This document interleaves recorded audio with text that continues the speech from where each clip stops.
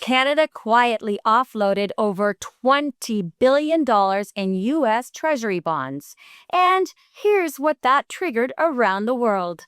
The Gulf states started reviewing $2 trillion in U.S. exposure. China accelerated its own exit. And now the most powerful sovereign wealth funds in the world are asking one question. Why are we still doing this? So let's establish what Canada actually did here, because this is a country that just recalibrated its financial position in a way that has no modern precedents. The U.S. Treasuries are basically loans to the American government. Countries buy them because they trusted the U.S. to be stable and predictable. Well, when Canada sells them, what it's really saying is, we'd rather put our money somewhere else right now, thanks. Yeah, and where did it go? Deeper structural ties with Europe, a trade architecture that spans Asia that the U.S. walked away from, and into direct conversations with countries that have been waiting for Canada to show up. And that matters for everyday Canadians more than people realize, because where governments park their money affects interest rates, currency strength, and how stable your own economy feels. If Canada is diversifying away from the United States, it's basically building a buffer so that whatever chaos comes out of Trump and Washington doesn't hit Canadians quite as hard. That's not a reaction. That is really serious restructuring. Canada built a financial exit ramp, and now it's using it. And the moment that Canada moved, the world, they sat up and paid attention. Because Canada is not an adversary to the United States. Canada is its closest ally. So if Canada is doing this, then the signal to every other capital on Earth is unmistakable. And here's the scale. $13 trillion. That's the estimated value of capital being reconsidered, reallocated, or repositioned away from automatic U.S. dominance. And let's be precise about what this is not, because I don't want this to get blown out of proportion. It's not a financial crash. It's not like a panic sell. It's actually something way more consequential. Why? Well, because crashes recover. What we're watching now is a structural withdrawal. Capital moving to somewhere it's decided it can count on. The United States built its dominance on one thing: predictability. It was the most reliable system on Earth. Everyone understood the rules, and everyone trusted that the framework wouldn't change. But that's been completely destroyed now, blown right out of the water. Not by some external shock, but by a deliberate pattern of unpredictable behavior. Trump. You know, his unilateral tariffs with no warning, trade agreements reversed overnight with executive orders, allies treated as leverage points rather than partners. And you can see that shift showing up in how Canada is talking about the U.S. right now. Prime Minister Mark Carney said this week that America's stop and start trade tactics are actually becoming a weakness in negotiations, not strength. He said that Canada's ties to the U.S. have become weaknesses that must be corrected. He's not sugarcoating it at all, and that's what I love about him. And he shouldn't, right? So $13 trillion is in motion, and Canada has positioned itself directly inside that capital flow. And that's important to note, that all of this just didn't happen overnight. Because let's look at China for a second. They didn't start moving money last month. This has actually been a decade-long architectural project, but now it is accelerating at full speed. And China has been steadily reducing its U.S. Treasury holdings for years, quietly, systematically, buying gold, expanding trade denominated in its own currency, building financial infrastructure that does not require an American signature to function. And when the world's most second-largest economy makes that determination and starts building around it, well, then that's not a trend. That is a tectonic shift. China is constructing the architecture for a world where the US dollar is only an option among several, not the default, not the anchor, but one option among many. We just have to look towards BRICS to see how that is happening. And here's where this is becoming truly staggering. The Gulf sovereign wealth funds, well, these funds, they control trillions of dollars in assets.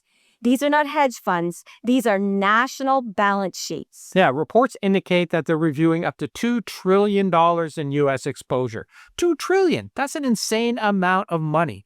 Gulf capital, think about it, is embedded deep inside U.S. real estate, U.S. technology, and U.S. infrastructure. So even if a fraction of that rebalances, the downstream effects inside the American economy are severe. What do you do when your most loyal financial partners start building alternatives? Not out of hostility, but out of caution. Well, you start to freak out. Because you cannot sanction your way out of this. You cannot tariff your way out of this. And you cannot unring that bell once it's rung. Because at the center of all of this, Canada, China, the Gulf nations, there are two words: predictability and trust. Yeah, capital does not chase the highest return when it cannot count on the ground rules. The moment the rules change without warning, then the calculation changes permanently. The United States, they spent generations building a reputation as the most predictable system on Earth and as the most trusted system. And it worked. But now that reputation is the product, and the current administration is dismantling the factory. One brick at a time. So what ends up filling this space? What becomes the new predictable? I'm glad you asked that, Dave, because that is where Canada's position becomes extraordinary. What do we have? Stable governance, a legal system that doesn't shift with the political wind, a deep resource base that the world increasingly needs. And now we're connected to not only CETA, but the CPTPP. We have a web of relationships that are being actively sought by exactly the people looking for capital alternatives. And it's important to say, this is not only happening in governments. Corporations are running the exact same calculations. New manufacturing going to Mexico, increased European capital deployment, stronger supply chain integration across Asia, and even look at Carney in September, inviting people and investors here to seeking $1 trillion in investments. These are companies that operate on 20-year time horizons. They have shareholders. They make long-term bets on political stability. They don't build permanent infrastructure in jurisdictions that they've decided are crazy and unpredictable in trade. So when sovereign capital and corporate capital are making the same move in the exact same direction at the same times, well, this is not a coincidence, not at all. It's actually a verdict. And the verdict is the United States is no longer the only answer to the question. So what does that do? It brings us to the obvious question. What is the safest place on Earth to put serious money, Deb? Well, I'm glad you asked that question too, Dave, because that brings us directly back to where we started. Canada. Because Canada is not simply reacting to this shift, it is actively shaping it. That's right. CETA connects Canada to the European single market. The CPTPP connects Canada into the fastest growing economic geography on the planet. And the $20 billion Treasury move sends a signal to every sovereign fund watching that Canada is serious about independence and its direction. Thank God we have an economist as our prime minister.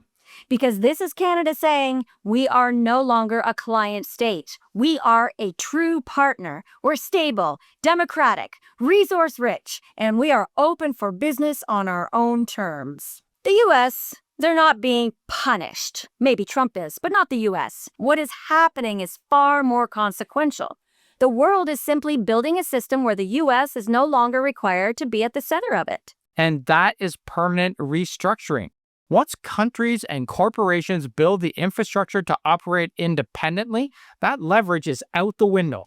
Full stop. The world is looking for a new anchor, and Canada, we just raised our hand. Hi! Pick us. So here's our question for you. And, we want all your answers in the comments. We love hearing from you. So if this multi-anchor financial system takes hold, who comes out on top? Canada, Europe, or China? Or maybe everyone. Or does the U.S. find a way back after Trump? Or is this a permanent end of dollar dominance?